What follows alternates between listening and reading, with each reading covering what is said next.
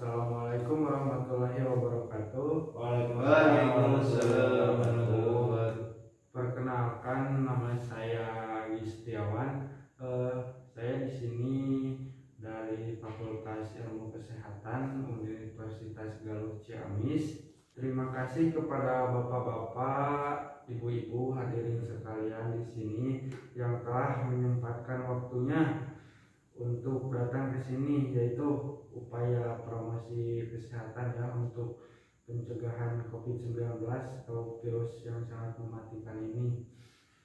Nah, langsung saja ya untuk mempersingkat waktunya. Untuk pokok pembahasan pertama yaitu pengertian COVID-19 sih apa itu, terus kriteria kasus, misalkan kasus kontak erat ataupun kasus konfirmasi COVID-19-nya. Nah, untuk selanjutnya penyebabnya, gejalanya ataupun pencegahannya. Nah, untuk pengertiannya apa sih? COVID-19 atau virus yang menyerang sistem pernapasan. Penyakit karena infeksi virus ini disebut COVID-19. Nah, COVID-19 ini atau disebut virus corona bisa menyebabkan gangguan ringan pada sistem pernapasan, infeksi paru-paru yang berat hingga bisa menyebabkan kematian. Nah, untuk kasus suspek ataupun kasus kontak erat dengan misalkan saya misalkan dengan Bapak berhadapan dalam misalkan berdekatannya lebih kurang dari 1 meter. Nah, kasus infeksi ini saluran pernapasan akut di mana di dalam 14 hari sebelum sakit orang yang bersangkutan berasal atau tinggal di daerah yang sudah terjadi misalkan contohnya zona merah, daerah zona merah. Nah, untuk selanjutnya orang yang bersangkutan dalam 14 hari terakhir pernah kontak dengan kasus terkonfirmasi positif atau kontak dengan kasus probable. Nah, mengalami infeksi saluran pernapasan akut yang berat dan harus dirawat di rumah sakit dan tidak ditemukan penyebabnya secara fisik dan meyakinkan bahwa ini bukan penyakit COVID-19. Jadi kita misalkan ada sedikit batuk ataupun pilek, nah jangan panik, tapi kita harus bisa misalkan periksa dulu ke dokter apa misalkan gitu. Terus selanjutnya kasus probable. Nah, kasus probable ini misalkan orang yang masih dalam kategori suspek dan memiliki gejala ispa berat, gagal nafas atau meninggal dunia, namun belum ada hasil pemeriksaan yang memastikan bahwa dirinya positif COVID-19. Untuk memastikannya atau mengonfirmasi COVID-19 ini, seseorang perlu menjalani pengambilan sampel darah ataupun swab pada tenggorokan. Bisa ya maksudnya kita bisa tes PCR, nah seperti itu. Nah, untuk kasus konfirmasi COVID-19 kontak erat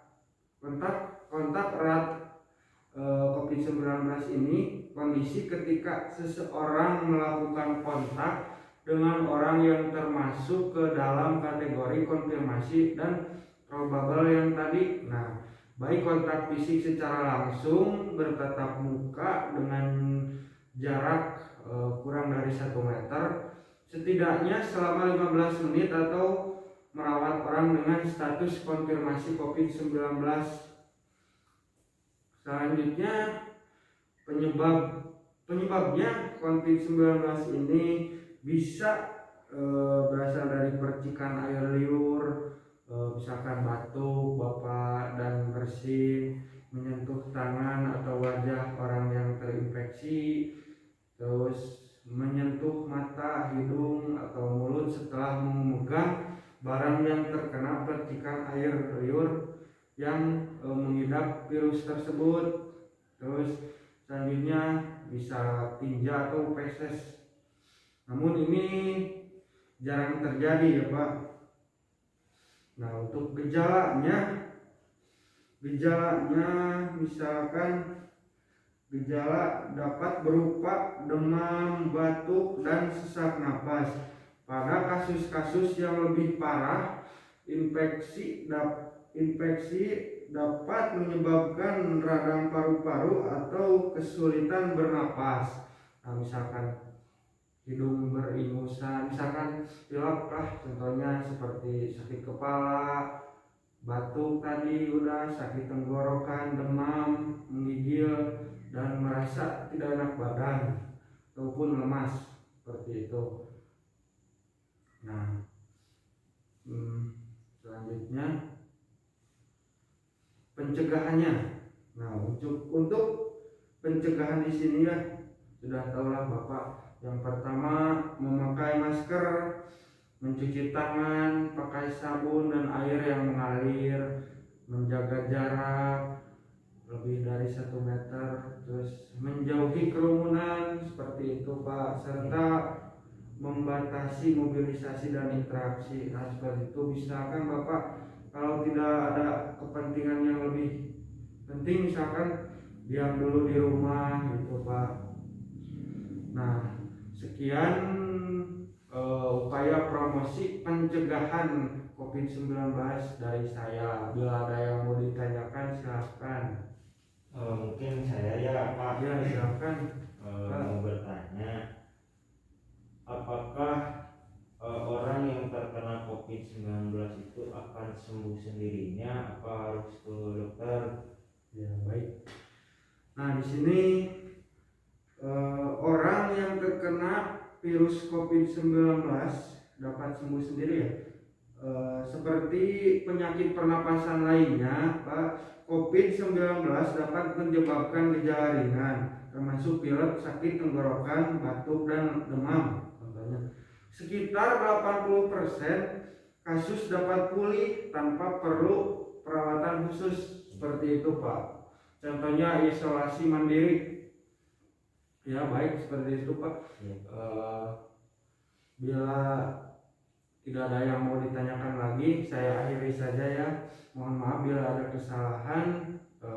Billahi taufiq wal hidayah. Wassalamualaikum warahmatullahi wabarakatuh. Waalaikumsalam.